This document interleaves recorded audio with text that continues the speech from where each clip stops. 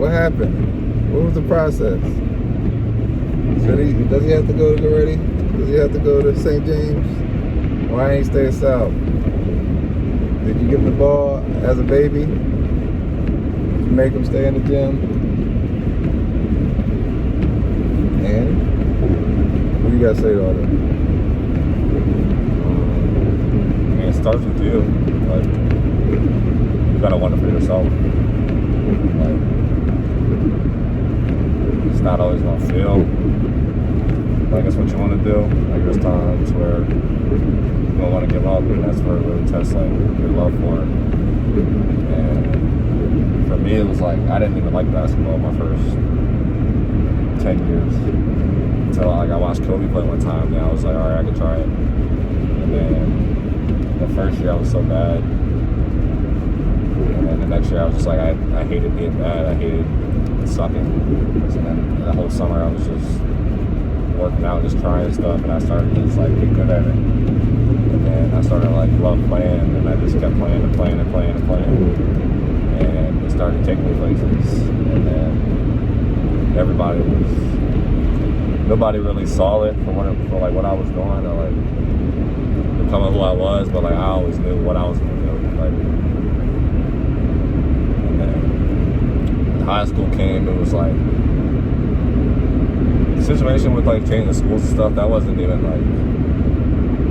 Yeah, it wasn't even. It was a pretty much accident. We moved because we were at North. I was planning on going to North, then we moved, and then I went to South, and then I started thinking about like looks and stuff. So I was ready. So North was different because you were freshman. You was on JV most of the year and got moved up to varsity. Because a lot of the stuff was like, all right. My thing with North was like that's when we was moving, so you was going to South anyway. Not only that, but that you had the baccalaureate program that you and Tim and I was doing, which is going to allow you to do community college, get community college credits. Yeah. But the South was just South. Like now you're in district, and your mom decided, all right, she'll be able to take you to school every day, and them do a basketball. But you had Coach Kevin there, and the players you like playing with, so it fit. It wasn't a bad thing. And that's what I said too. A lot of the stuff is always focused on choices. So if people think that I made you do certain choices, or may think that way, and it was always. I mean, I wanted to go to St. James off the rip, but but that was the whole thing. What happened with that visit? You know what I mean? Yeah, like, we put it all on the table, and you figure out what's best for you. But then it was sophomore year, South. Good year, first team, defensive player of the year. And it was like, what then? What were you thinking then? Well, that last game we played Goretti. So that last game myself. Yeah. That's when, like, we cooked them. And then Miller started recruiting me. And it was just like, I started thinking about college at that point. And, like, I was obviously happy playing with, like, Maryland Elite and stuff. But I saw like Elijah was at Goretti and Jake, and I just thought like they were playing against BCL guys where I felt like if I could go against these guys, I could go against anybody. And I'd already seen that AAU, so it was like I just wanted to take it as like a challenge. In the South, I was already first team, all defense. I didn't even think I was doing that much. So it was like that was probably the most that I was gonna get. So I was like, I gotta get something higher. Yeah, my response was if you want to be the paper boy and stay in the paper every night, average 30, stay public school. Or if you're trying to make a career and do something different. And that was good too because you had somebody like Elijah, old rat already. It was just different. There wasn't no other high school player like, you know what I mean? And his work ethic, you got to see it and you had to match it. But yeah, that was good too. And then, but that even with that, y'all had the best record. Kind of won the BCL, so y'all was already. I mean, sure, you played with what, 3 draft picks, 2 draft picks? And what was your experience with Goretti? What was the transition from public school to Goretti? It was way different. It was like, I mean, the people, like the relationships I made were like the same. Like I was able to make friends easily. Like that wasn't different, but like obviously being a Catholic school, they just had like a different kind of schedule, a different kind of like environment. And this is not what you're used to. Like public school, you have like different cliques and different like people that's like you hang out with, or like you choose to hang out with. When it's like Coretti was like smaller, so everybody knows like about everybody in this small environment. So like the basketball team, it's just like one small group, and then there was like a choir group, and like, it's way smaller like subgroups in the private school than public school. Public school, so it's like you got like groups that you might not even see in a day, and then like groups that you always see all the time. And then everybody, but like it seemed like everybody was goal oriented in private school. Like they knew what they wanted to do.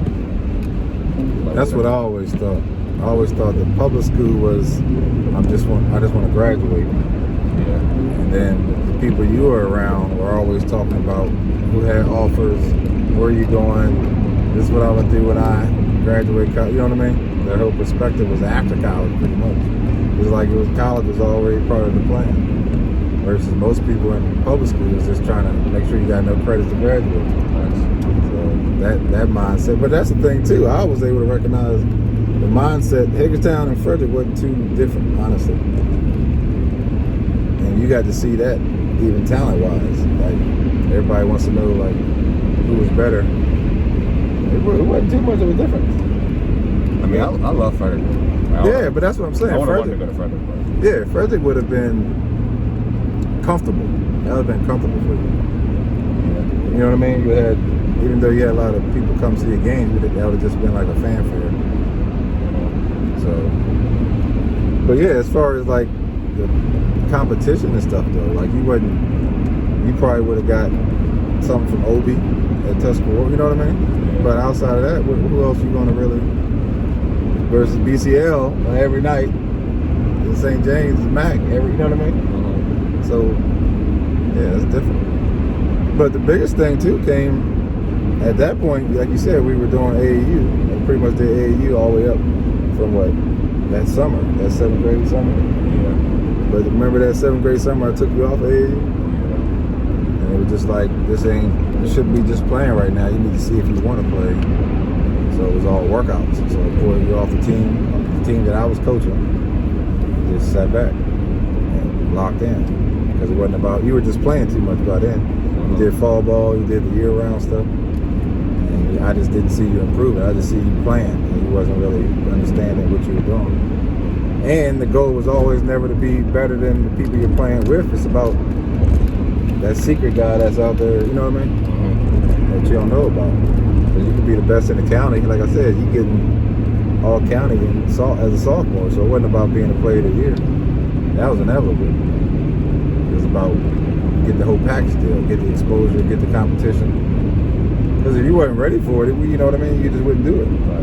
So that was a bigger thing. But even with that, as a sophomore coming into the junior years when we did the whole Maryland Elite with Nick and everybody, you know what I mean? Yeah.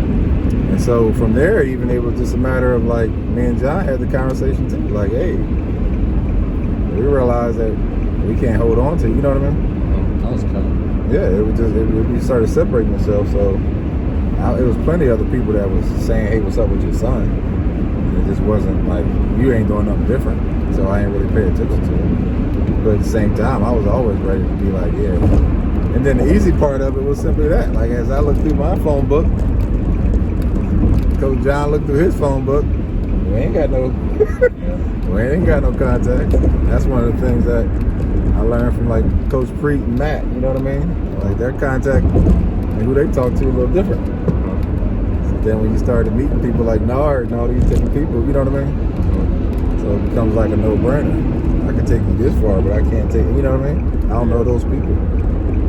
Now I do, but at that time it was like, I don't know those people, so. But he knows these people. And that was the thing too, so a lot of people everybody talks about the copycat system, like, you go to Goretti, you're gonna be all right. If you go to St. James, you're gonna be fine. There's plenty of people that took that route, and then, nah, it don't work that way.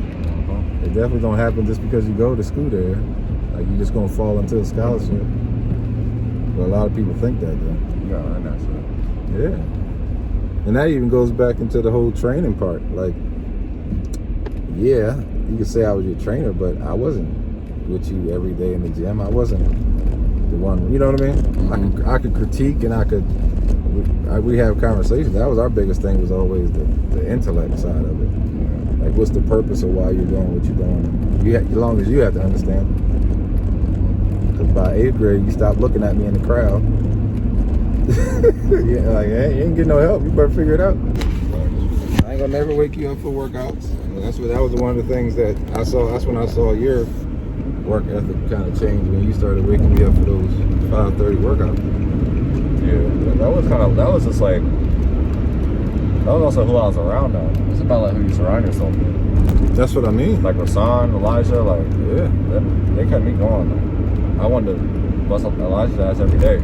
Cause he was cooking me when I first got to Grady. Exactly what it was. And it was like I said, I didn't like sucking, and I don't like getting busted. So it was like, I gotta do something about it. So I was there, she's going at him, and then we just developed like this different kind of approach. And I think like Avery got that at me right now.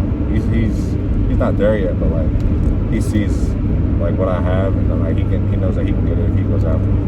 Yeah. So I appreciate that he like attacks me like that, but it can't just be at me. It has to be like, everybody got to catch me. Absolutely. That's what it is. I always say, I tell everybody, I say, if Vonnie watches your highlight videos, he likes the result of stuff. He likes the culture. He likes what comes with it. Avery's the type who want to know what the workout video look like. I want to know what he did. That's why he always like, what did he do a workout? What's this? So he's that kind. You know what I mean? It's just fine, because like I said, everybody does it at their own level. Even with Vonnie. He don't want to show up. You good? Cool. I'm only going to ask you once. I hope you don't. Cool. But you can tell he gonna have it. His problem is that you go at your own pace. And that's something I tell parents anyway. Like, every child is different. You gotta go at their own pace. Ain't no copycat formula where you just do the same thing with this child you do with the next child. You know what I mean? Yeah. It's all based off of you.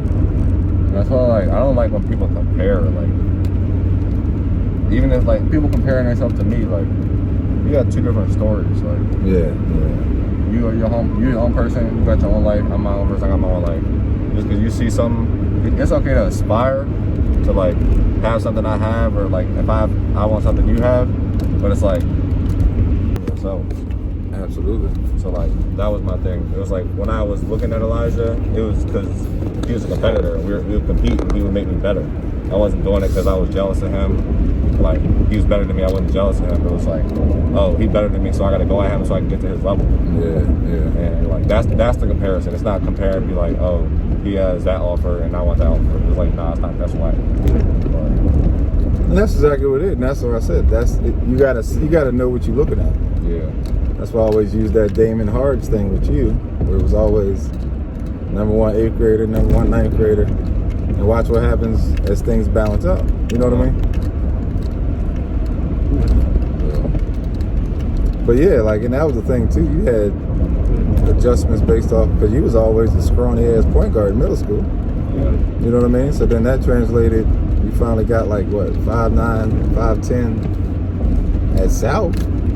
You know what I mean? But even then, you was still just a scrawny ass point guard. And then at Goretti is where he jumped to the 6'3". Then St. James was kind of finalized. That 6'4", 6'5" athleticism, everything kind of peaked out. And that's what I was telling you with Goretti. It was always different for you, because that was more like, even though St. James was in a sense a college team, where you're surrounded by, you ain't the only one. You know what I mean? And so you got to see that a little bit at St. James when Bryce went out. You know what I mean? You had to carry him. And then when he came back, he always knew how to make the adjustment. But it was obvious he was kind of running stuff. But making other people better and learning that stuff. But even playing your role at Goretti was a big, you know what I mean? Yeah. That was the biggest part. Because that's what you ultimately got to learn how to do anyway. Some nights you had to score. Some nights you just got locked down. Other nights you facilitated. Yeah, I always tell people all the time, I'm no different than like I said, if you think about Frederick County, you don't have too many basketball examples outside.